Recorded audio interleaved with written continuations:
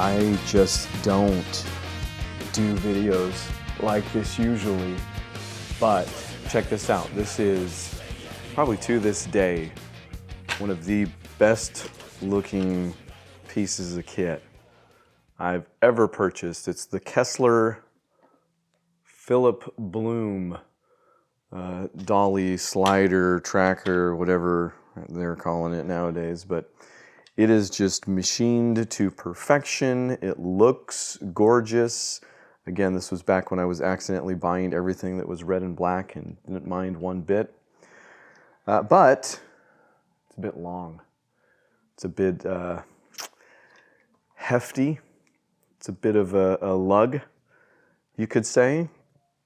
So I had my eye on something that could solve all of those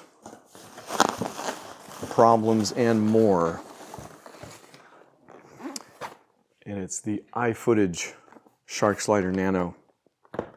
And the one thing I haven't mentioned yet is that this is great, like I said, but it's also a bit hard. You can tell even just looking at that to get it to be perfectly smooth. I end up not using this crank at all, to be honest, because just kind of almost no matter what you do. And this is set up on this table. You know, this is probably the most controlled environment I could have. But usually it's on a tripod. It's usually balanced in the middle somehow. So this just isn't an option. So normally I end up trying it with my hands, and that's better. But keep in mind, I'll also be panning and tilting a little bit probably at the same time. So you just have to do it numerous times to get the shot you want. So it's for specific uses only. This, as you might be able to tell already, is motorized. So I'm going to unbox something yet again and maybe run it through its paces a little bit there at the end. So we'll set that aside. Possibly not forever. Again, I might just end up keeping both.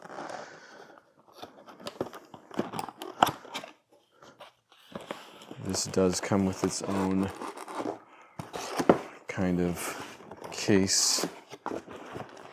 So I have yet to decide if I'm going to make it fit into my Pelican over there.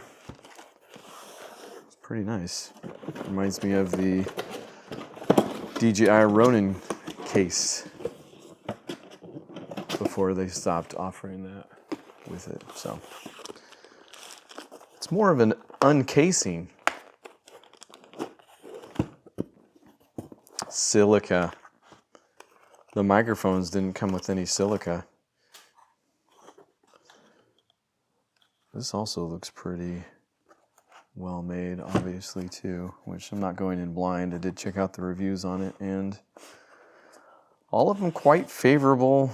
There were a few people that managed to set it up in a way that got it to wiggle quite a bit. Wow, that was, I thought the microphone unboxing was a little light. That was, okay, wait, hold on, I got this white box over here. This should take a while.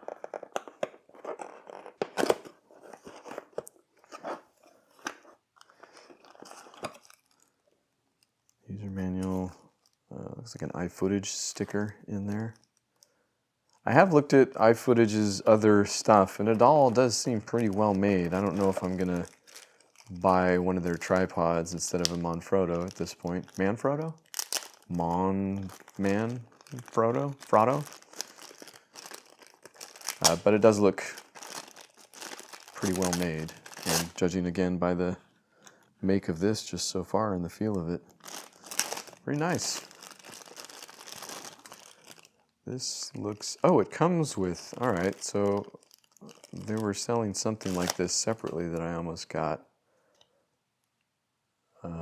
because this also will, in addition to sliding left to right, obviously, it will motorize the pan with this, but also you can mount it vertically, and it will do the weight limit is a bit less for the vertical climbs and all that, but still very capable.